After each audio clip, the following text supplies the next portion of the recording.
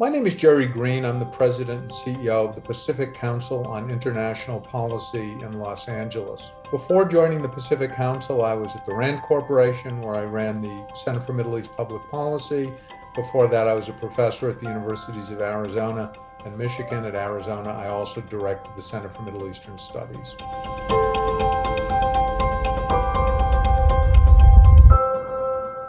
People of my generation were always fascinated by the creation of new nations. So the whole story of the UAE always fascinated me, both culturally and intellectually, because the notion of 6 and eventually 7 Emirates joining together to create a new country really captured my imagination. As a graduate student, I wrote a paper on the creation of the United Arab Emirates, and finally I was actually able to visit the UAE. On my very first day there, I got a car, I got a driver, and in one day I visited all 7 Emirates. I started at Odar Kundrat, I finished very late at night, but I was actually able to visit Ajman, Al Qawain, Ras Al Khaimah, and on and on and on, all in one day. One of my very early trips, I was in a car with a friend, an Emirati, and suddenly I heard the sound of what sounded like a phone ringing, except it couldn't be a phone ringing because I was in a car.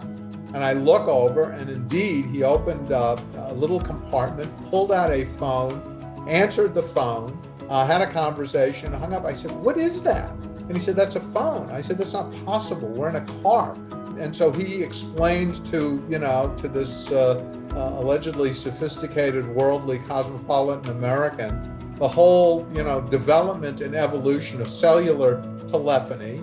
There's sort of an interesting notion that an American had to see it in the UAE. If you go and look at things having to do with renewable energies, energy conservation, some of the stuff you see in the UAE is ahead of things you see here. So this was an early harbinger of this. And it really was, it's sort of an interesting aha moment, because it was the first time I used a cell phone. When you're a new country like the UAE, you can actually build things from the very beginning and leapfrog several generations.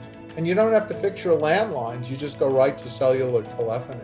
So my little experience, decades ago, kind of captures a sense and a feeling I have when I'm in the Gulf. I think it's important to, for us all to be aware of our own history, our own culture. In the case of the UAE, it's particularly important given that there is such a large presence of visitors from around the world. The Sheikh of Sharjah, who was a historian, who has written all of these books about the history of the UAE.